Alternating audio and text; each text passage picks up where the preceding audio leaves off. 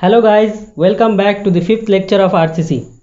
Today's topic is analysis of singly reinforced beam. बहुत ही interesting topic है और इस लेक्चर का पीडीएफ फाइल का लिंक आपको डिस्क्रिप्शन बॉक्स में मिल जाएगा। तो चलिए स्टार्ट करते हैं। देखिए ये एक बीम सेक्शन है, उसका इक्विवेलेंट सेक्शन है। ये देखिए मैंने लास्ट लेक्चर में कराया था इक्विवेलेंट सेक्शन। देखिए ये जो एरिया है AST in terms of concrete क्या हो जाएगा, M इंटू AST। और पता है कि according to working stress method neutral axis के नीचे जो कंक्रीट रहेगा इट इज़ इग्नोर्ड, इसलिए मैंने डॉटेड करके दिखाया। अब देखिए सारा नोटेशंस आपको यहाँ मिल जाएगा।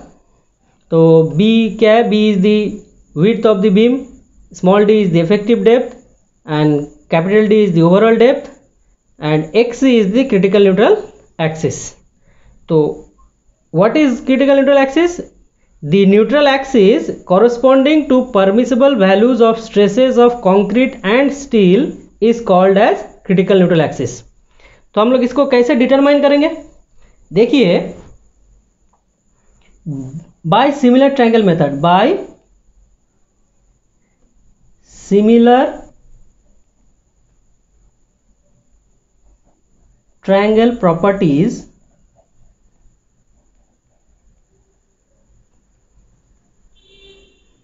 कौन सा triangle, triangle OPQ and triangle ORS।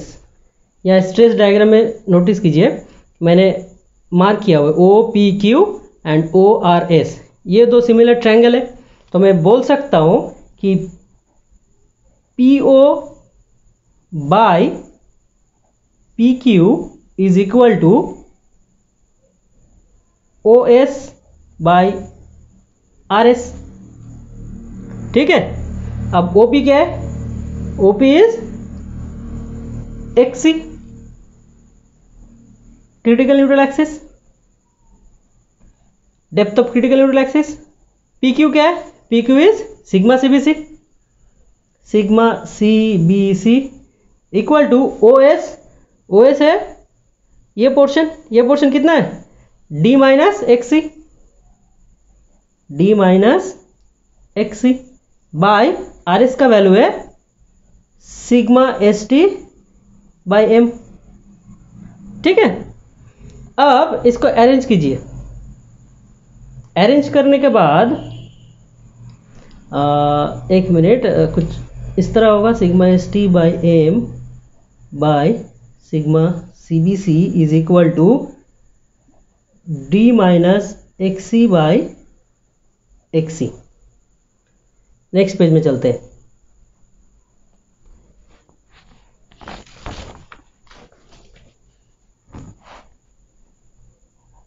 Sigma ST by M by sigma CBC is equal to D minus XC by XC। ठीक है, अब मैं इसको लिख सकता हूं sigma ST by M by sigma CBC is equal to D by XC minus 1। अब minus 1 को मैं इक्वेशन के इस तरफ लेके आऊंगा, तो sigma ST by M sigma CBC plus 1 is equal to D by XC। चलिए next, sigma ST plus M sigma CBC by M sigma CBC is equal to D by XC। अब मैं इसको लिख सकता हूं XC by D is equal to M sigma CBC by sigma ST plus M sigma CBC। बस reciprocal कर दिया मैंने। चलिए नेक्स्ट, अब मैं लिख सकता हूँ therefore XC is equal to M sigma CBC by m sigma CBC plus sigma ST into D. Clear? अब इसको मैं एज अ के डिनोट करूंगा, therefore XC is equal to KD। ये है आपका critical neutral axis where K is critical neutral axis depth factor K, which is equal to m sigma CBC by m sigma CBC plus sigma ST। बहुत ही simple है ना? चलिए, ये खत्म हुआ। आपको ये फॉर्मूला याद रखना है। अब आता है determination of actual neutral axis. अब ये एक्चुअल न्यूट्रल एक्सिस क्या है? Actual neutral axis is the axis corresponding to actual stress in steel and concrete developed under given load. ठीक है, अगर मैं कह सकता हूं कि सिग्मा सी और sigma S is the actual stress in concrete and steel respectively developed under given load. Loading के वजह से जो स्ट्रेस डेवलप होगा वो है actual stress in concrete and steel. तो उसको कैसे डिटरमाइन करेंगे एक्चुअल न्यूट्रल एक्सिस को? Actual neutral axis is denoted bye x, ये आप यहाँ देख सकते हैं। ठीक है, तो अब देखिए मैं इसको moment compressive area is equal to moment tensile area अगर मैं इक्वेट कर देता हूँ तब मुझे न्यूट्रल एक्सिस मिल जाएगा।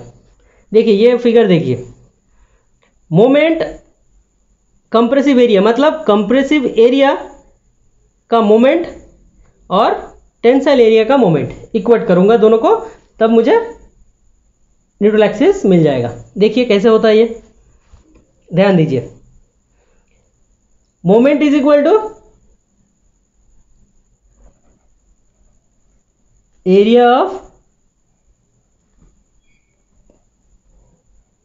compressive zone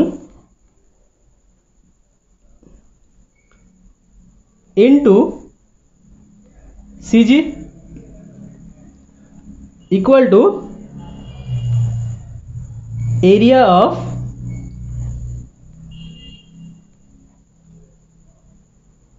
tensile zone into CG, और ये CG is about neutral axis, है ना? तो यहां पे देखिए एरिया ऑफ कंप्रेशन जोन क्या होगा? ये वाला एरिया, ये एरिया क्या है? B into x, B into x rectangular portion है, इंटू CG। CG क्या होगा? यहां से न्यूट्रल एक्सिस से x/2 into x/2 is equal to area of tensile zone. एरिया कितना है टेंसाइल जोन का? MAST इंटू CG कितना है? CG हो जाएगा आपका यहां से न्यूट्रल एक्सिस से D माइनस एक्स। चलिए अब जो इक्वेशन जो आप बन गया वो हो गया bx²/2 is equal to MAST into D minus X. ये एक क्वाड्रेटिक इक्वेशन है, क्वाड्रेटिक इक्वेशन। आपको x का वैल्यू के लिए दो वैल्यू मिलेगा आपको, जो पॉजिटिव वैल्यू है वो आपको लेना है, वही हो जाएगा आपका एक्चुअल न्यूट्रल एक्सिस। ठीक है, क्लियर? नेक्स्ट आ जाते हैं determination of compressive force and tensile force. Compressive force और टेंसाइल फोर्स कैसे निकालेंगे? स्ट्रेस डायग्राम से। देखिए force is equal stress is equal to force by area, stress is equal to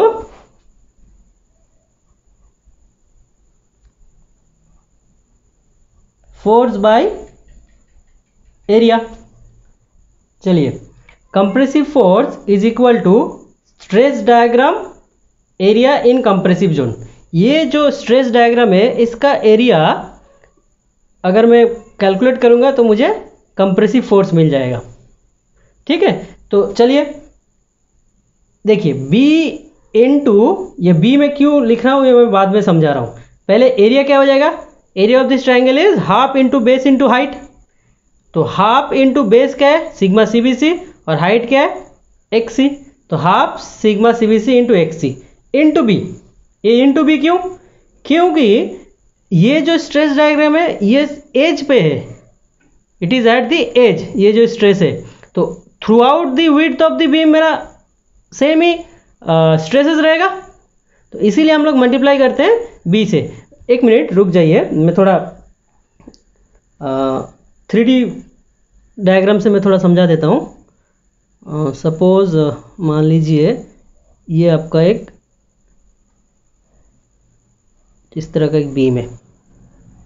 ठीक है, अब देखिए ये जो स्ट्रेस डायग्राम है ये क्या है, कैसा है, इस तरह है ना, अलोंग द डेप्थ। तो मेरा जो स्ट्रेसेस होगा कुछ ये थ्रू आउट द विड्थ होगा, थ्रू आउट द विड्थ, है ना, कुछ इस तरह। क्लियर, इसीलिए it is multiplied by B। चलिए, तो इक्वेशन जो हो जाएगा half sigma CBC into XC into B, ये हो गया आपका कंप्रेसिव फोर्स। चलिए सिमिलरली टेंसाइल फोर्स निकालते हैं। Tensile force is equal to stress into area. Stress at steel level क्या है, sigma ST by M into area, area is MAST। ये MM कट जाएगा, जो बचेगा वो है सिग्मा ST इंटू AST। ये हो गया आपका टेंसाइल फोर्स। क्लियर, देखिए मैंने कंप्रेसिव फोर्स ये इस एरो से डिनोट किया है और टेंसाइल इस तरफ T। सो आपका ये जो C वैल्यू है वो कितना है, हाफ सिग्मा CBC BXC, और T का वैल्यू है T is equal to sigma ST into AST। ठीक है, और ये किस कहाँ पे एक्ट करेगा, ये compressive area, compressive force 1/3 of height of the triangle CG में काम करेगा। तो CG है x/3 फ्रॉम बेस, यहाँ से x/3 डिस्टेंस पे ये कंप्रेसिव फोर्स आपका एक्ट करेगा। ठीक है, चलिए एक और टर्म है लीवर आर्म। लीवर आर्म क्या है, it is the distance between the compressive force and the tensile force. अब देखिए तो डिस्टेंस क्या हो जाएगा, ये पूरा का पूरा आपका D है, स्मॉल d, और यहाँ से यहाँ तक ये C का वैल्यू है XC/3। तो आपको ये पोर्शन कितना हो जाएगा, D माइनस XC/3। तो लीवर आर्म आपका हो जाएगा D माइनस XC/3। ठीक है, ये it is denoted by Z is equal to D minus XC/3। चलिए नेक्स्ट आता है determination of moment of resistance MR। ये इंपॉर्टेंट है। ये मोमेंट ऑफ रेजिस्टेंस क्या है, moment of resistance is the resistance offered by the beam against external load. मेरा beam पे जो एक्सटर्नल लोड पड़ेगा उसके वजह से कुछ ना कुछ मोमेंट क्रिएट होगा। तो मेरा बीम वो मोमेंट रेजिस्ट कर पा रहा है कि नहीं वो मुझे देखना है। मतलब ये जो मोमेंट है ये it is offered by beam against external load. ठीक है, तो डिटरमाइन कैसे करेंगे? मोमेंट आपको पता है, moment is equal to force into perpendicular distance. Moment of resistance is equal to force into perpendicular distance. अब देखिए, ये force can be compressive force और टेंसाइल फोर्स इनटू ये परपेंडिकुलर डिस्टेंस मतलब क्या? ये दोनों में से क्या डिस्टेंस है? लीवर आर्म, सी और टी में से, तो ये perpendicular distance will be lever arm. अब देखिए, आइदर मोमेंट ऑफ रेजिस्टेंस क्या हो जाएगा? M R is equal to C into Z, मतलब लीवर आर्म, और टी इंटू जेड। तो सी आपने निकाल लिया था और टी भी निकाल लिया था, तो मोमेंट ऑफ रेजिस्टेंस क्या हो जाएगा आपका? Moment of resistance is equal to C का वैल्यू है half sigma C B C B X C into Z lever arm into lever arm, which is equal to D minus X C by 3, और you can also say mr is equal to tz, which is equal to t का value है sigma S T into S T into lever arm D minus X C by 3। Clear? Very important है, ये दो formula आपको याद रखना है।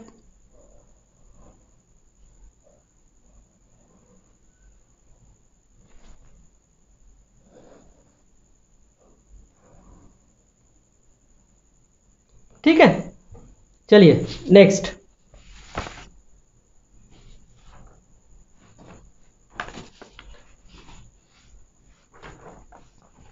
Very important topic, balance section, under reinforce section and over reinforce section. कुछ theories लिखा हुआ है, वो मैं बाद में समझा देता हूं, पहले मैं ये डायग्राम देखिए। एक बीम है, इसको कहते हैं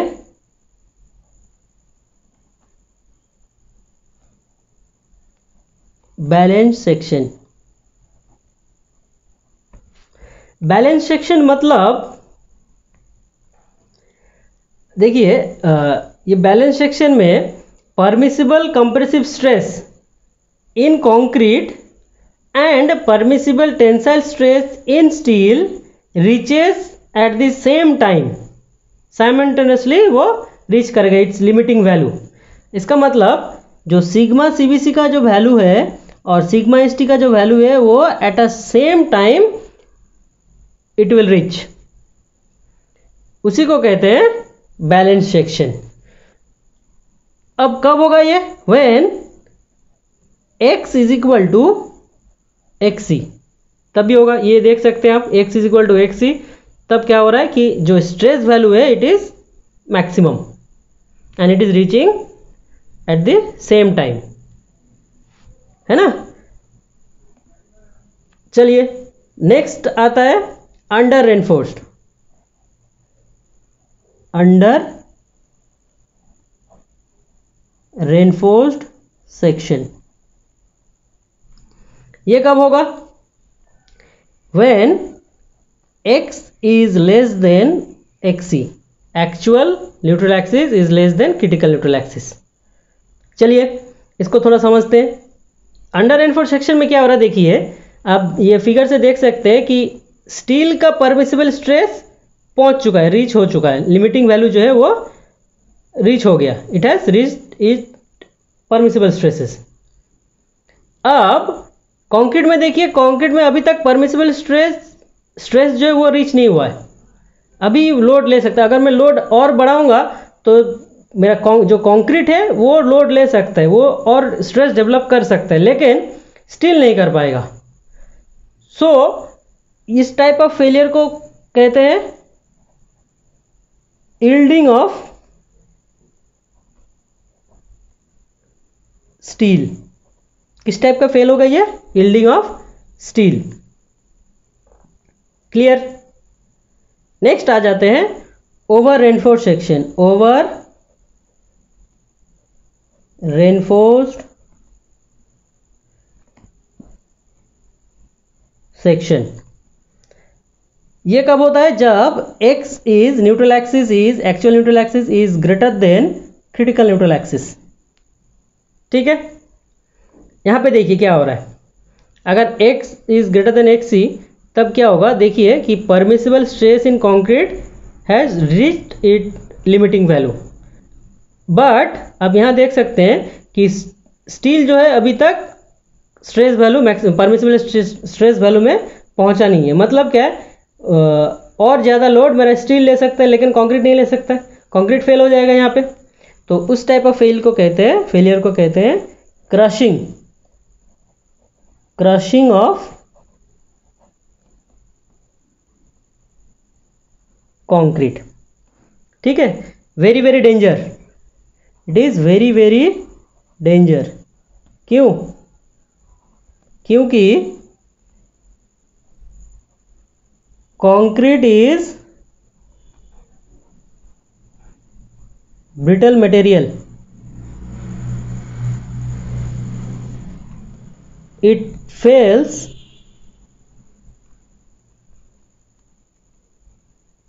without giving warning. इसीलिए हम लोग क्या करते हैं, जो भी सेक्शन हम डिज़ाइन करते हैं वो अंडर रेनफोर्स से करते हैं, not in over reinforce section. क्यों? जब स्टील में फेल होगा, स्टील कुछ वार्निंग देगा, it gives warning of failure.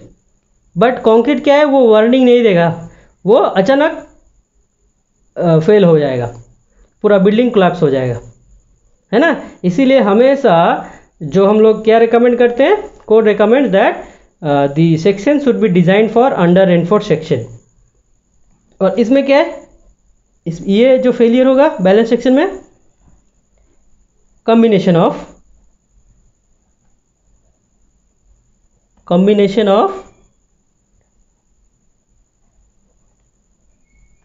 yielding of steel and crushing of concrete। Clear? Very very important, ये आपको याद रखना है, समझना है। एक्चुअली कभी कभी ऑब्जेक्टिव में पूछ सकता है ना। तो चलिए दोस्तों, आज के लिए इतना ही। नेक्स्ट लेक्चर में मैं इस एनालिसिस का प्रॉब्लम्स कराऊंगा, क्या क्या प्रॉब्लम्स का टाइप क्या होता है, और हर टाइप का problems with question and answer कराऊंगा। ठीक है, चलिए दोस्तों, आज के लिए इतना ही।